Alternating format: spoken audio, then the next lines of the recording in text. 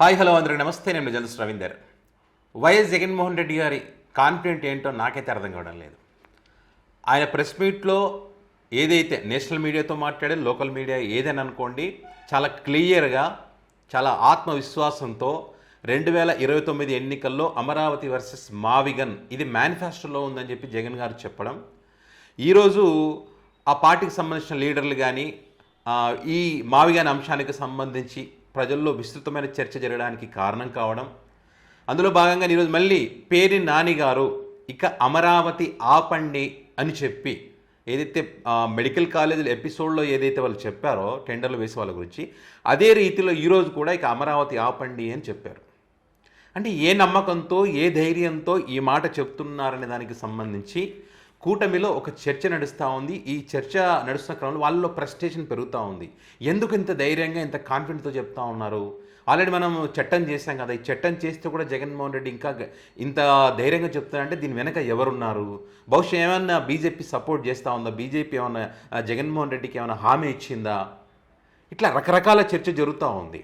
అయితే ఇక్కడ BJP party support ఉందా లేదనే విషయం పక్కన పెడితే, ఆంధ్ర రాష్ట్ర ప్రజల ప్రయోజనాలను దృష్టిలో పెట్టుకొని వారి యొక్క అభిప్రాయాల మేరకే వారు ఉన్నారనే నమ్మకంతో, ఆత్మవిశ్వాసంతోనే ఈరోజు జగన్మోహన్ రెడ్డి గారు మాట్లాడడం, అందులో భాగంగా పేరి నాన్నగారు కూడా ఒక బ్లాస్టింగ్ అనే చెప్పాలి. ఇది కొన్ని అంశాలు ఇక్కడ ప్రస్తావించారు, వాటిని మీ దృష్టికి తీసుకొచ్చే ప్రయత్నం ఇక్కడ వైసీపీ చెప్పినటువంటి అంశాలు.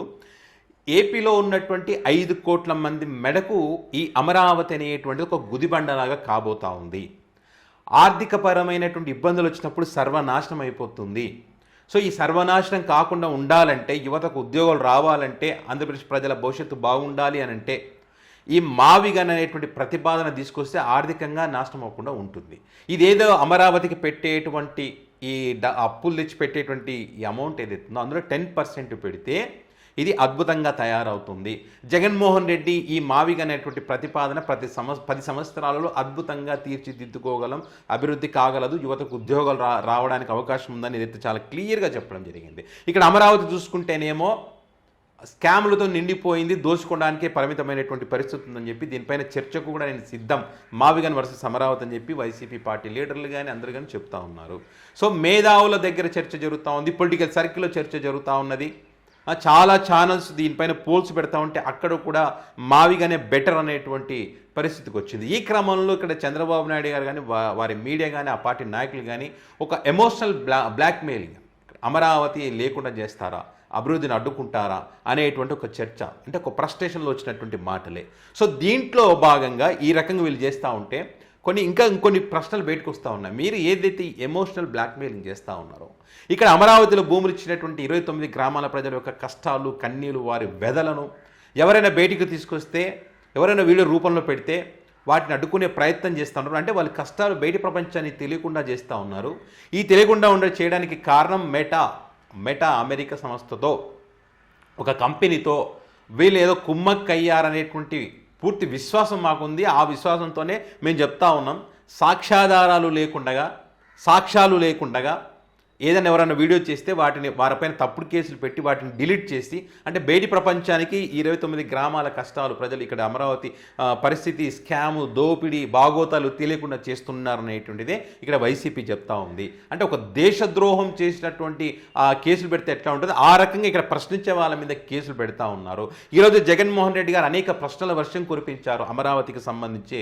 ఎప్పుడు పూర్తి అవుతుంది, ఎంత ఖర్చు అవుతుంది, దీనికి ఏమన్నా లిమిట్ ఉందా, ఈ నిర్మాణం అనేటువంటిది ఎన్ని లక్షల దాకా ఆగుతుంది, సంవత్సరానికి ఎంత వడ్డీ కడతా ఉన్నారు?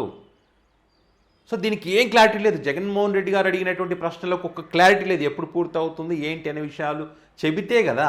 అది చెప్పకుండా ఇప్పుడు ఏమంటారు వీళ్ళు, జగన్మోహన్ రెడ్డి గారు తిట్టడం కోసం అని చెప్పి ఈ ప్రశ్నలకు ఆన్సర్ ఇవ్వకుండా 9 మంది మంత్రులు, ఎమ్మెల్యేలు, అదేవిధంగా మాజీ మంత్రులు, ప్రతి లీడర్ కూడా బయటికి వచ్చి జగన్మోహన్ రెడ్డిని సైకోలంటూ, నాశనం అయిపోవాలంటే రకరకాల బూతులు పెట్టి తిరుగుతూ ఉన్నారు ఈ ప్రశ్నలకు ఆన్సర్ ఇవ్వమంటే. అది కదా ఆన్సర్ ఇవ్వాల్సింది.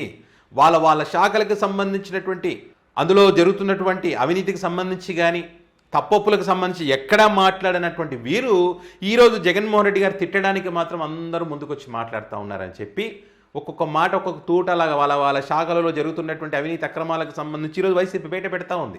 వాటికి ఆన్సర్ ఇవ్వండి అని చెప్తా ఉంది. అమరావతికి సంబంధించి ఆన్సర్ ఇవ్వండి అని చెప్తా ఉంది. దేనికి ఆన్సర్ వారి దగ్గర లేదు.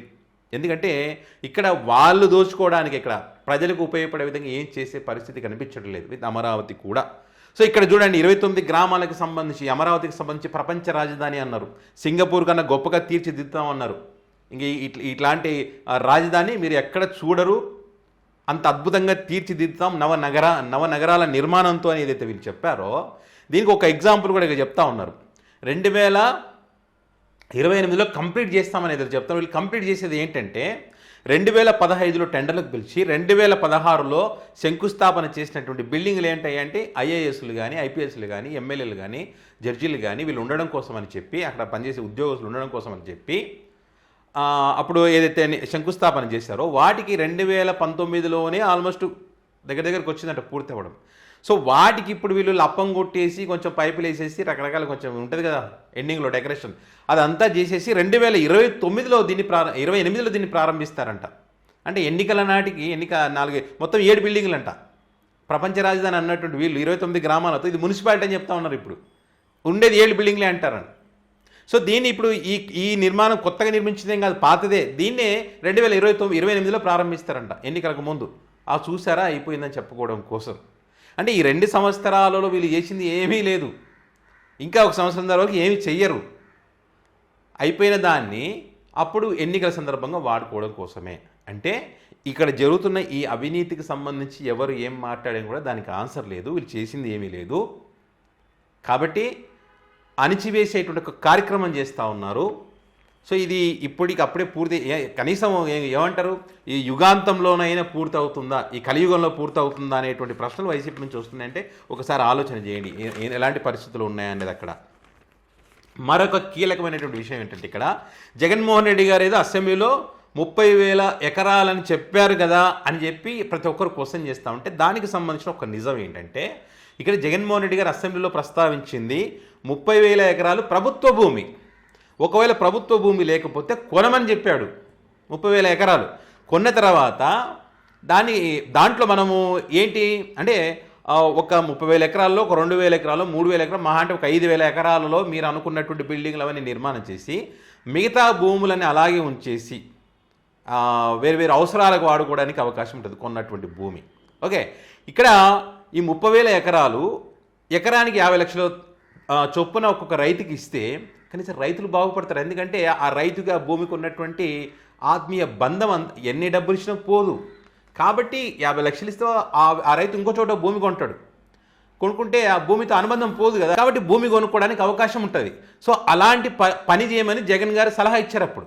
అంతేగాని మీరు మొత్తం ఏమంటారు, ఇప్పుడు సిఆర్డీఏ పరిధిలో ఇష్టం వచ్చినట్టుగా ల్యాండ్ పూలింగ్ చేసేసుకొని దీంట్లో అన్ని పెట్టేసుకొని రైతులను మోసం చేసి సంతకాలు పెట్టించుకొని వాళ్ళకి ఏం జరుగుతుందో తెలియక, ఆ రూల్స్ ఏంటో తెలియక నానా ఇబ్బందులు పెట్టడం కాదు. జగన్మోహన్ రెడ్డి గారు చెప్పింది అది కొంచెం దాన్ని ఒకసారి పరిశీలించిన తర్వాత మాట్లాడండి, ఇష్టం వచ్చినట్టుగా మాట్లాడడం కాదని చెప్పి దాన్ని కూడా ఒక క్లారిటీ ఇచ్చారు ఈరోజు. చాలామందికి డౌట్ ఉంటుంది, జగన్ నిజంగా చెప్పాడు కదా అసెంబ్లీలోని. జగన్ అసెంబ్లీలో చెప్పింది ఇదే విషయం. అండ్ అదేవిధంగా ఇక్కడ పబ్లికే లేనటువంటి చోట, ప్రజలే లేనప్పుడు ఇక్కడ 5 స్టార్ హోటల్ కట్టి ఏం చేస్తారనే ఒక ప్రశ్న కూడా ఇక్కడి నుంచి వచ్చింది. దీనికి ఆన్సర్ లేదు. సో ఇట్లా చెప్పుకుంటూ పోతే చాలా ఉన్నాయి. నగరాలు నిర్మిస్తానంటే ఇప్పుడు కావాల్సిన బిల్డింగులు నిర్మించుకొని మీకు ఎంత కావాలంతే, జగన్ గారు చెప్పినట్టు ఎంత కావాలంతే తీసుకొని నిర్మిస్తే మాకేం అభ్యంతరం లేదు. స్కామ్లు జరుగుతున్నాయనేదే వైసీపీ యొక్క వాదన, వారు వ్యక్తం చేసేది అదే. సో ఇక్కడ ఏంటి, ఇప్పుడు మిగతాదంతా వాళ్ళంతకు వాళ్ళుగా నిర్మాణం చేపట్టుకోవాలి. ఇప్పుడు కొంతమంది ఇప్పుడు మనకు కావాల్సిన భూములు తీసుకున్న తర్వాత మిగతా భూములు ఉంటాయి, అక్కడ ఉన్న రైతులు కానీ వాళ్ళందరూ కానీ బిల్డర్స్కి ఇచ్చుకోవడమో డెవలపర్స్కి ఇచ్చుకోవడం, వేరే వేరే రకాలుగా దాన్ని డెవలప్ చేసుకుంటే 1 by 1 డెవలప్ అవుతూ వస్తుంది, వాళ్ళు బాగుపడతారు. కానీ వాళ్ళు బాగుపడకుండా మీరు దోచుకోవడానికి మాత్రం ఇదంతా జరుగుతుందన్నది వైసీపీ చెప్తా ఉంది. సో కాబట్టి ఎవరైనా ఏదైనా ఒక అడుగు ముందుకేసి ఏమైనా చేయాలనుకుంటే కనుక ఖచ్చితంగా మేము మావిగనికే కట్టుబడి ఉన్నాం. రేపు ఎలక్షన్ రోజు కూడా అదే. సరే ఓడుతామా గెలుస్తామా తర్వాత విషయం. మేము ఆంధ్ర రాష్ట్ర ప్రజలను మోసం చేయదలుచుకోలేదు, వారికి గుదిబండగా కాదలుచుకోలేదు. మేము వారి కోసమే రైతుల యొక్క కష్టాలు వాళ్ళ తరఫున వారిని పరిరక్షించేందుకే మా నిర్ణయాలని చెప్పి ఈరోజు చెప్తా ఉంది. ఒక బ్లాస్టింగ్ న్యూస్ అనే ఇంత ధైర్యంగా చెప్తున్నారంటే మరి వాళ్ళ దగ్గర ఏం రిపోర్ట్ ఉందో ఏమో మనకైతే తెలియదు. అండ్ అదేవిధంగా దీనికి సంబంధించి అమరావతిలో ఎంత పెద్ద స్కామ్ జరుగుతుందో ఇంకెంత పెద్ద రిపోర్ట్ వాళ్ళు రూపొందించుకున్నారు మనకు తెలియదు. ఆ రిపోర్ట్ కూడా బయటకు వస్తుందని చెప్తా ఉన్నారు, బ్లాస్టింగ్ అని చెప్తా ఉన్నారు. ఏం జరుగుతుంది అనేది రాబోయే రోజులు తేలుతుంది. మరి ఈ అంశానికి సంబంధించి మీ అభిప్రాయాన్ని కామెంట్ రూపంలో పెట్టగలరు. Thank you.